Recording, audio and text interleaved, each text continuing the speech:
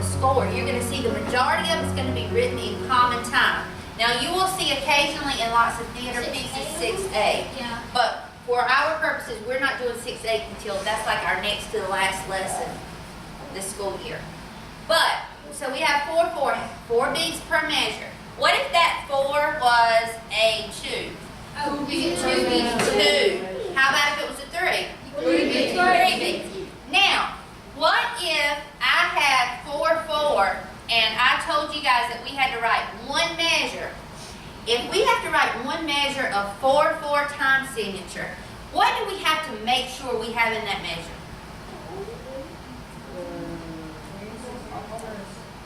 4 beats. 4 beats. Good. Some of you looked at me like, what are you talking about?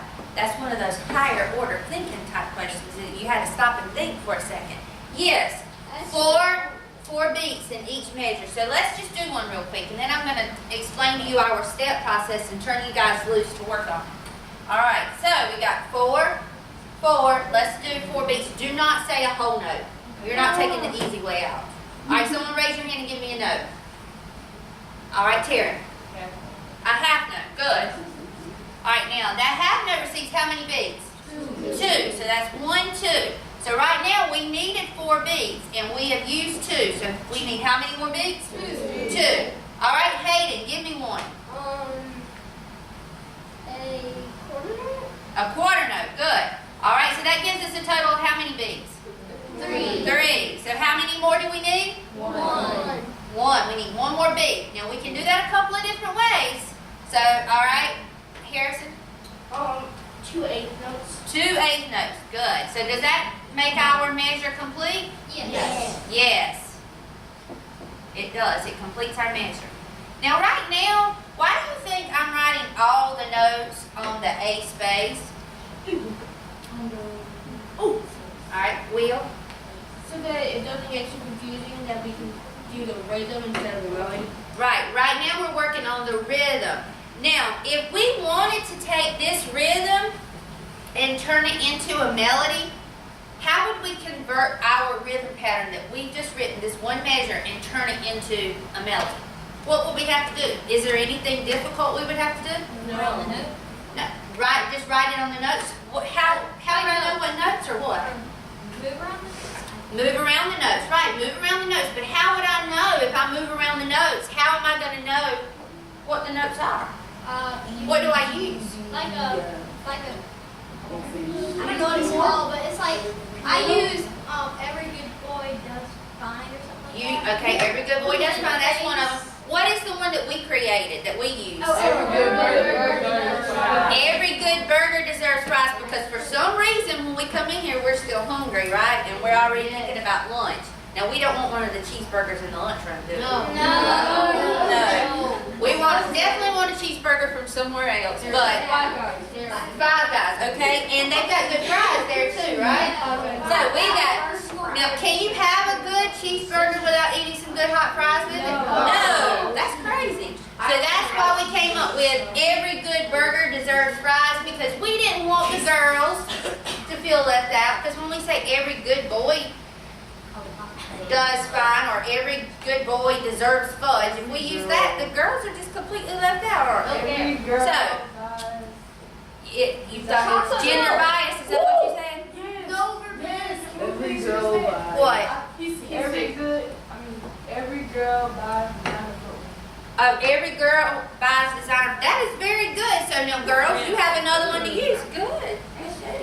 All right, now, so we're using every, let's just go back to ours. Every good burger deserves fries. E, G, B, D, F. Now, how are our, oh, wait just a second.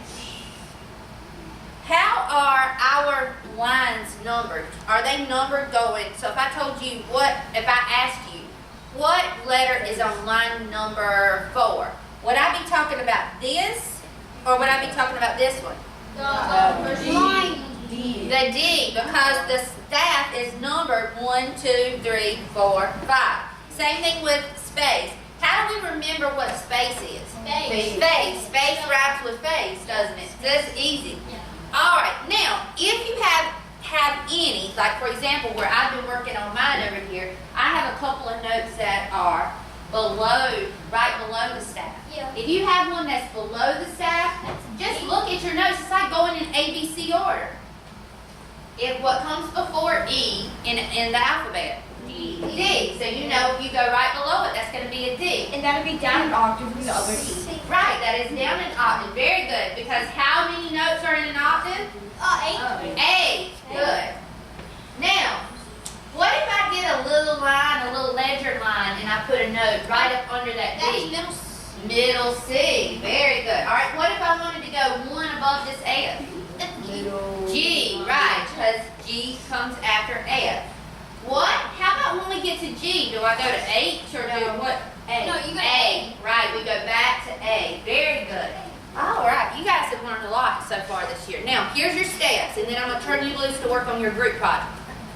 Step 1, you're going to write a short, catchy commercial jingle. When you write that jingle, clap out the rhythm, because we all know that rhythm goes along with the syllable of the words, correct? Yes. So when I say Miss Woodward, that's the rhythm of my name. You can do the same thing with your name. I wrote my little catchy jingle that I wrote yesterday is all about what? What is it about? French toast. One of my most favorite foods of all time. Yes. And I created some French toast tots. That's what I decided I was going to do my commercial on. And it goes, eat it while it's hot, ooey gooey French toast tots. When I typed out the rhythm, I figured out that I know that I need 4 beats per measure because I decided that I wanted to use 4 times. I went ahead and I put 8th note, so eat it. Then we've got while, that's a quarter note, it's hot. So the rhythm is eat it while it's hot, eat it while it's hot. All right, then we have ooey gooey French toast tots. So we got 8th note, 8th note, 8th note, 8th note, 8th note, 8th note.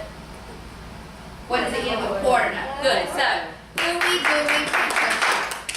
Ooey gooey French toast tots. Good. All right, now you're going to create your own. Now, when you create your jingle, it has to be short. It's usually just one little sentence. You've heard what are some jingles?